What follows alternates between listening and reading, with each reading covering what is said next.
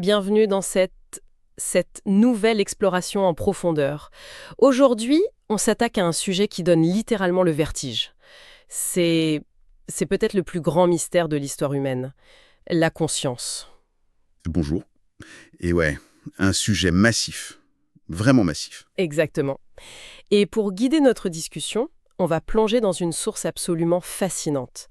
C'est le livre A Universe of Consciousness, coécrit par Gerald M. Edelman, qui a quand même remporté un prix Nobel, et Giulio Tononi, un neuroscientifique très reconnu. La mission de cette session, c'est de comprendre comment la matière physique, comment notre cerveau, arrive à se transformer en imagination, en expérience subjective. Tout un programme. Et surtout, le défi, c'est de faire tout ça sans se noyer dans un jargon de laboratoire. Parce que, ça peut vite devenir très technique. Promis, on va faire au plus simple. Bon, décortiquons un peu tout ça. Comment est-il physiquement possible qu'une masse gélatineuse d'à peu près 1,5 kg enfermée dans le noir absolu de notre boîte crânienne arrive à générer la sensation incroyable d'un coucher de soleil flamboyant, ou la douleur aiguë de se cogner l'orteil? C'est tellement complexe que le philosophe Arthur Schopenhauer appelait ce problème le nœud du monde. Et c'est une excellente métaphore pour planter le décor. Parce que pendant des siècles, ce nœud du monde, c'était vraiment la chasse gardée des philosophes. On pense tous aux cours de philo avec le fameux dualisme de René Descartes. Ah oui, l'idée qu'il y a l'esprit d'un côté, une sorte d'entité un peu éthérée, et la matière de l'autre. Ouais, et que tout ça communique par magie, via une petite glande du cerveau. Sauf que l'approche de notre source aujourd'hui coupe court à cette idée. Les auteurs posent un cadre purement scientifique avec 3 postulats non négociables. Lesquels? D'abord, la conscience obéit aux lois de la physique, donc pas de magie, pas d'ectoplasme. Ensuite, c'est le fruit de l'évolution. Ça veut dire qu'elle a émergé par la sélection naturelle parce qu'elle donnait un avantage pour la survie. Logique. Et le troisième, il est crucial. Ça concerne l'expérience subjective elle-même, ce qu'on appelle en neurosciences les qualia. En fait, la science ne pourra jamais décrire entièrement ce que ça fait de l'intérieur d'être conscient. Par contre, elle peut parfaitement expliquer les conditions physiques qui permettent à cette expérience d'émerger. Ce troisième point est super important pour qu'on sache bien de quoi on parle. C'est un peu comme l'analogie de l'ouragan, en fait. C'est-à-dire, Une description météorologique d'un ouragan avec la pression atmosphérique, la vitesse des vents, c'est essentiel pour comprendre comment il se forme. Mais lire cette description sur une feuille de papier ne va pas décoiffer le lecteur ni arracher le toit de sa maison. ah oui, je vois, très juste. Et c'est la même chose pour la conscience. Décrire les neurones ne remplace pas l'expérience, mais ça permet de comprendre la mécanique de la tempête. Ce qui est fascinant ici, c'est que la conscience pose un défi méthodologique complètement fou à la science. Dans n'importe quel autre domaine, un biologiste étudie une cellule, un astronome étudie une étoile. L'observateur observe un objet extérieur. Oui, il y a une distance. Exactement. D'ailleurs, la source mentionne une expérience de pensée assez célèbre en philosophie pour illustrer ce paradoxe. L'expérience de Mary. Ah, Marie, la neuroscientifique daltonienne. Ouais, J'avoue que je connaissais un peu le concept, mais je veux bien qu'on l'éclaircisse pour ceux qui nous écoutent. bien sûr. Imaginons une scientifique brillante du futur qui s'appelle Mary. Elle a passé sa vie entière enfermée dans une pièce où tout est strictement en noir et blanc. Elle n'a jamais vu la moindre couleur. D'accord. Par contre, elle a accès à toutes les données du monde. Elle connaît absolument tout sur la physique de la lumière, la façon dont les cônes et les bâtonnets réagissent dans l'œil, comment les signaux voyagent jusqu'au cortex visuel. Sur le papier, le concept de la couleur rouge n'a aucun secret pour elle. En gros, elle a le manuel d'utilisation complet du cerveau humain. C'est ça. Mais la grande question, c'est le jour où on ouvre la porte de sa chambre et qu'on lui pose une vraie pomme rouge sur son bureau, apprend-elle quelque chose de nouveau ? La réponse est oui, évidemment. Elle découvre l'effet que ça fait de voir du rouge, le fameux ressenti. Voilà. Son savoir théorique infini ne pouvait pas remplacer l'expérience subjective. Être précède d'écrire. Ce qui nous amène à cette idée vertigineuse que les auteurs appellent le problème spécial de la conscience. Dans leurs notes, il y a cette comparaison géniale avec une simple photodiode, un petit capteur électronique qu'on trouve partout, comme dans les lampes de jardin qui s'allument toutes seules la nuit. Oui, un capteur très basique. Exactement. La photodiode peut faire la différence entre la lumière et l'obscurité. Si on allume la lumière, elle réagit. Si un humain est dans la pièce, il réagit aussi et il sait qu'il fait jour. Mais la machine, elle, ne ressent rien. Elle ne vit pas l'expérience. Qu'est-ce qui fait que l'humain, lui, a cette espèce de lumière intérieure ? Pour répondre à cette immense question, Edman et Tononi avancent que toute expérience consciente, que ce soit écouter un morceau de Mozart ou juste sentir l'odeur du café le matin, ça repose sur deux grands piliers. Le premier, c'est l'unité, ou l'intégration. Ça veut dire que chaque état conscient est un bloc indivisible, c'est ça? Tout à fait. Si on voit un chiffre clignoter sur un écran, par exemple un 17, on perçoit le concept 17 d'un seul coup. On ne voit pas d'abord un trait vertical pour le 1, puis une barre horizontale pour le 7, pour ensuite assembler tout ça laborieusement dans sa tête. Le cerveau intègre tout, la forme, la couleur, la luminosité. On ne peut pas diviser la scène. D'accord, l'expérience est unifiée. Mais j'ai vu dans la source que les preuves les plus flagrantes de cette unité ne viennent pas du fonctionnement normal du cerveau, mais plutôt de ce qui se passe quand il est endommagé. Oui, la pathologie est souvent la meilleure loupe pour comprendre ce qui est normal. Prenons les cas extrêmes des patients qu'on appelle split brain, ou cerveau divisé. Pour traiter certaines épilepsies très graves, la chirurgie consistait parfois à sectionner le corps calleux. C'est l'autoroute nerveuse qui relie l'hémisphère droit à l'hémisphère gauche. C'est exactement ça. Une fois cette autoroute coupée, les deux moitiés du cerveau ne se parlent plus. Et la rupture de l'unité physique entraîne une vraie scission du comportement et de la conscience. Ça crée presque deux personnes dans un seul crâne. J'ai vu cet exemple où la main gauche essaye de déshabiller le corps pendant que la droite essaye de l'habiller. Oui, c'est un cas documenté. Les deux moitiés sont en conflit ouvert parce que l'intégration a disparu. C'est fascinant et un peu effrayant. D'ailleurs, le cerveau déteste tellement quand l'unité est brisée qu'il est prêt à mentir effrontément pour compenser, non?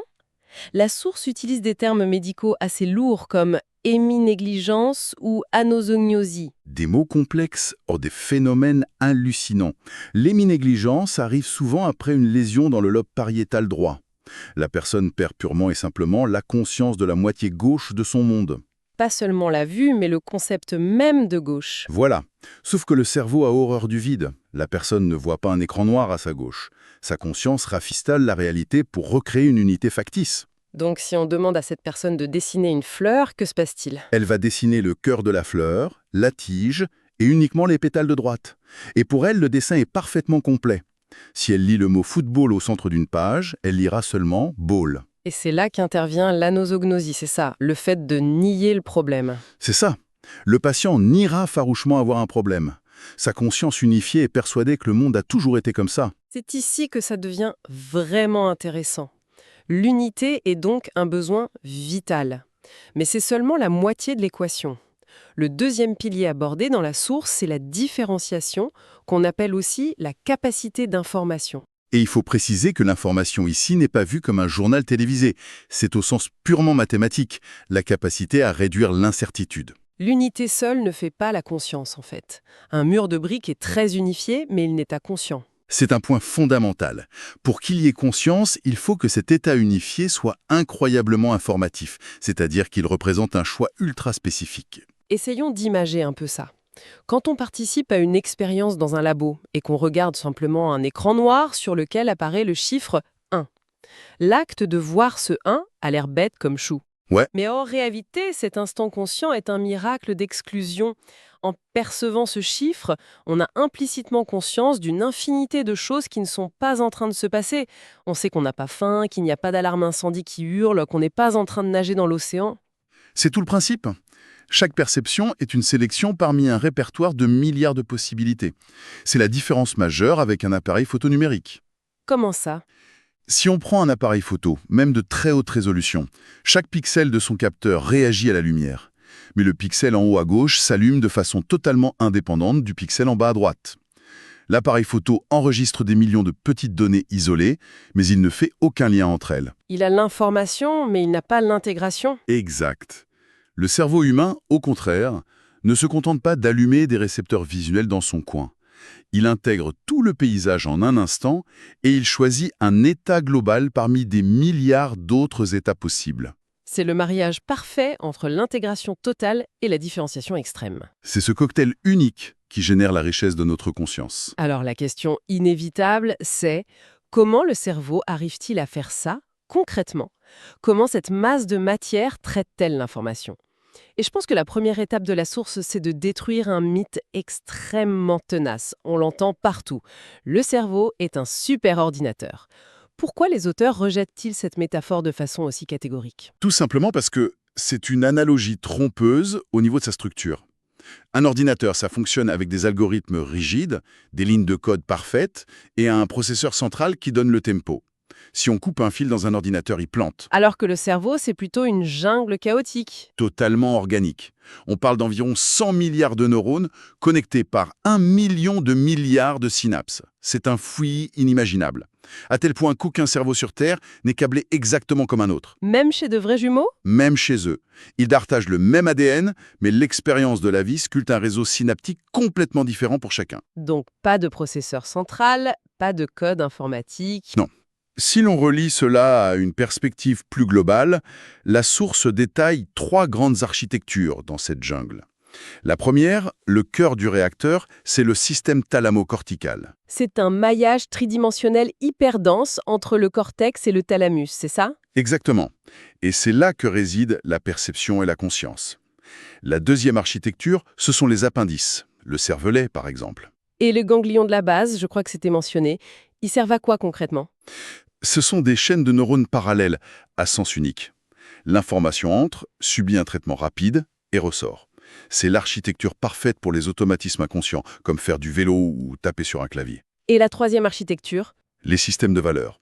De petites structures qui arrosent massivement tout le cerveau avec des neuromodulateurs. Les neuromodulateurs, on parle d'hormones comme la dopamine ou l'adrénaline? C'est ça.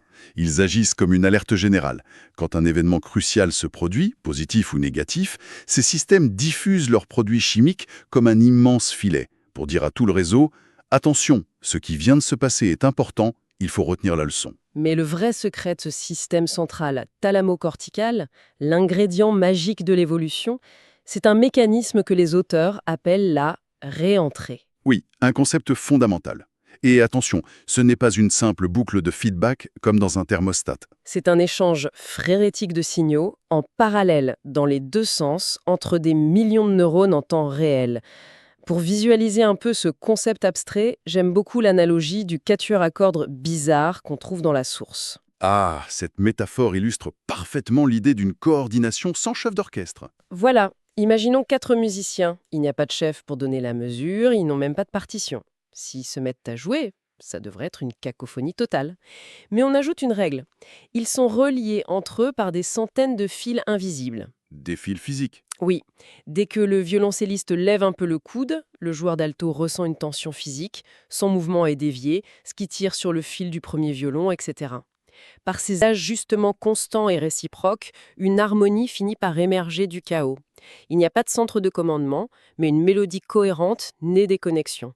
C'est ça la réentrée. C'est brillamment résumé. Et cette mécanique incroyable est à la base de la théorie phare de Gerald Edelman, le darwinisme neuronal. Puisque le cerveau n'est pas un ordinateur programmé, il fonctionne par sélection, tout comme l'évolution des espèces. Ça se fait à plusieurs niveaux, non? À 3 niveaux, oui.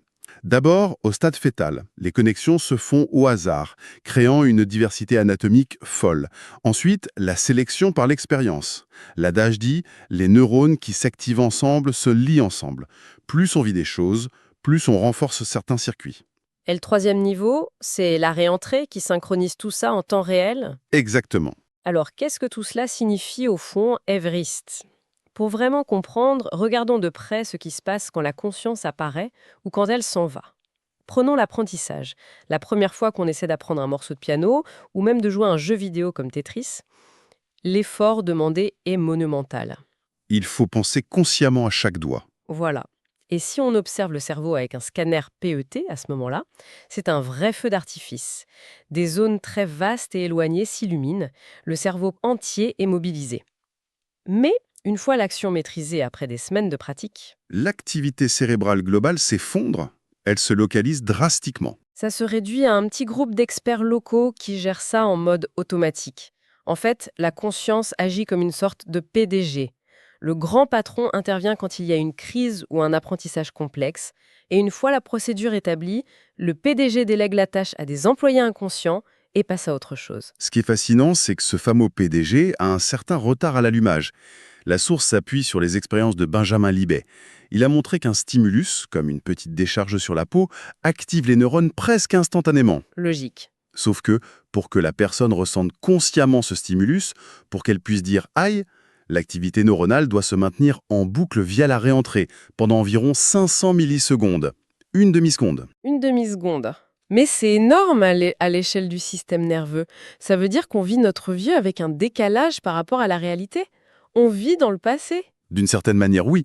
Le temps de rassembler tous les musiciens de notre quatuor à cordes et de trouver l'harmonie, le monde a déjà avancé de 500 millisecondes. Notre présent conscient est une reconstitution différée. C'est fou.